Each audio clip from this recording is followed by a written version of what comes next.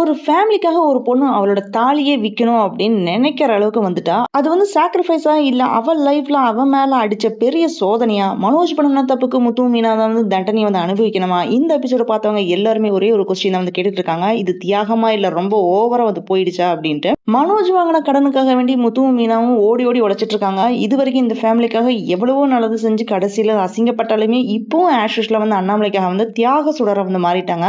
என்னெல்லாம் நடந்துச்சு அப்படின்றத வாங்க டீட்டெயில்டா பார்க்கலாம்.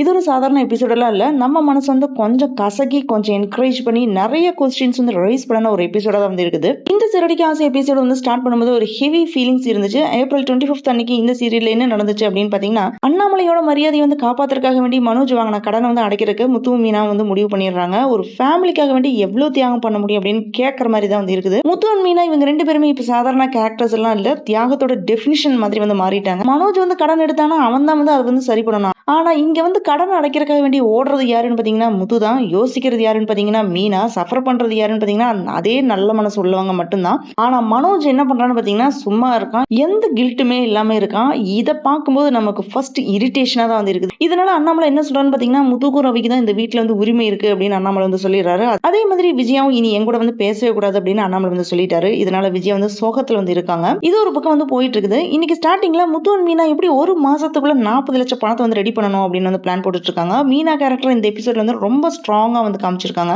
மீனா வந்து நிறைய புது ஐடியா எல்லாமே வந்து சொல்லிட்டு இருக்காங்க. இன்னும் அதிகமா வந்து பூ ஆர்டர் எடுத்து வேலை செய்யணும் அப்படின்னு வந்து சொல்றா. பூவை வச்சு ஊதுபத்தி செஞ்சு சேல் பண்ணலாம் அப்படின்னு வந்து டிசைட் பண்றா. சோ அதே மாதிரி வியாபாரி சங்கம் மூலமா இன்னும் நிறைய பிசினஸ் எல்லாமே பண்ணலாம், பிசினஸ் வந்து எக்ஸ்பாண்ட் பண்ணலாம் அப்படின்னு எல்லா பிளானிங்குமே வந்து சொல்லிட்டு இருக்கா. இது எல்லாமே ஒரு பொண்ணு வந்து இவ்வளவு ப்ரெஷர்லயும் காமா வந்து யோசிக்கிறதுக்கு வந்து ப்ரூஃபா தான் வந்து இருக்குது. மீனா சொன்ன மாதிரி முத்துவும் என்ன சொல்றான்னு பாத்தீங்கன்னா நானுமே வந்து நிறைய ஹார்ட் ஒர்க் பண்ண போறேன் அப்படின்னு வந்து சொல்லிட்டு இருக்கான். ஆனா கிளைமேக்ஸ் என்னன்னா தாலி செயினை வித்துடலாம் அப்படின்னு வந்து சொல்றான். ஆனா இந்த ஒரு டயலாக் வந்து நம்ம கேட்கும்போது நம்ம ஹார்ட்டே வந்து பிரேக் பண்ணுது. போதாத குறைக்கு மீனாக்கு முத்து புதுசா வாங்கி கொடுத்த தாலி செயினையும் வித்துடலாம் அப்படின்னு 2 பேருமே வந்து ஐடியா பண்ணிட்டு இருக்காங்க. இந்த மாதிரி நிறைய ஐடியா எல்லாமே டிஸ்கஸ் பண்ணி பிளான் போட்டுட்டு இருக்காங்க 2 பேருமே. ஒரு பொண்ணுக்கு தாலி வந்து எவ்வளவு இம்பார்ட்டன்ஸ் அப்படின்றது தெரியும். அதை கூட வந்து சாக்ரிஃபைஸ் பண்ண ரெடி ஆயிட்டானா அந்த பெயின் எவ்வளவு இருக்கும். ஆனா வீட்டு பத்திரத்தை வந்து ஃபேமிலிக்கு தெரியாம அடகு வச்சு பணம் வாங்கின மனோஜ் இதை பத்தி எதையுமே வந்து கண்டுக்காம இருக்கான். ஆனா விஜயா தான் அண்ணாமலை வந்து பேசாததை நினைச்சு ஃபீல் பண்ணிட்டு இருக்காங்க. மீனா பிளான் பண்ண மாதிரியே பூ அதிகமா எடுத்து ஆர்டர் எல்லாமே கொடுக்க ஸ்டார்ட் பண்ணிடுறாங்க. முத்து வந்து பேசுறது வந்து கம்மி தான், ஆனா ஆக்டிவிட்டி வந்து ரொம்ப அதிகமா இருக்குது. அதே மாதிரி முத்து வந்து கார்ல வந்து கஸ்டமரை ஏத்திட்டு வந்து போயிட்டு இருக்கான்.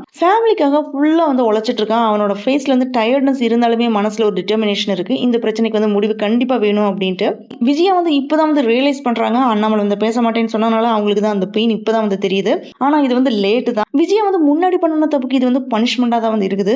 இந்த எபிசோட் வந்து ஒரு சிம்பிள் ஆனா பவர்ஃபுல் மெசேஜ் ஒன்னு இருக்கு. அது என்னன்னு பாத்தீங்கன்னா ப்ராப்ளம் வந்தாதான் நம்ம ஸ்ட்ரென்த் தெரியும் அப்படின்னு மீனா சொன்ன அந்த டயலாக் ரியல் லைஃப்லயுமே வந்து கனெக்ட் ஆகுது. நம்மளுமே லைஃப்ல வந்து கம்ஃபர்டபுளா இருந்தா வந்து க்ரோ ஆக மாட்டோம்.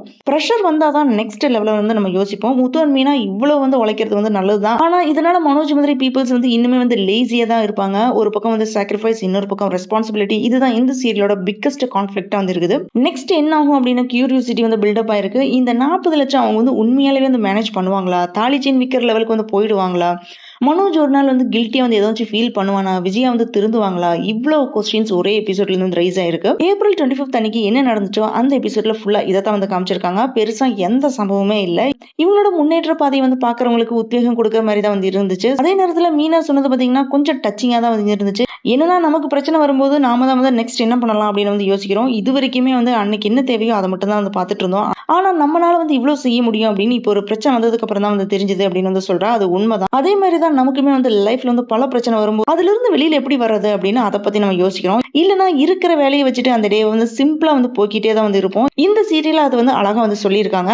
ஆனா இவங்க வந்து இவ்வளவு கஷ்டப்பட்டு வந்து உழைக்கிறது பாத்தீங்கன்னா மத்தவங்களை வந்து சோம்பேறியாக்க தான் வைக்குது அப்படின்றத நம்மளால வந்து நல்லா புரிஞ்சுக்க முடியுது. அடுத்த வாரம் இந்த சீரியல்ல இருந்து என்ன டர்னிங் பாயிண்ட் வர போகுது அப்படின்றத நம்ம பார்க்கலாம். இவ்வளவு கஷ்டப்பட்டு முத்து மீனாவும் இந்த 40 லட்சம் பணத்தை வந்து உண்மையாவே வந்து சம்பாதிக்க முடியுமா? இல்ல இந்த தியாகம் இதுக்கு மேல பெரிய பிரச்சனையா வந்து மாறுமா? மனோஜ் என்னைக்காவது வந்து மனசு மாறுவானா? இல்ல இவங்க ஹார்ட் ஒர்க் எல்லாமே வந்து வீணா போயிடுமா? இதுக்கான ஆன்சர் அடுத்த எபிசோட்ல நமக்கு தெரிய வரும். அது வரைக்குமே இந்த கதையோட உண்மை வந்து முடிஞ்ச மாதிரி எல்லாம் எதுவுமே தெரியல. இந்த எபிசோட நமக்கு சொல்றது என்னன்னு பாத்தீங்கன்னா நல்ல மனசு இருக்கிறவங்க தான் அதிகமா வந்து சஃபர் ஆவாங்க.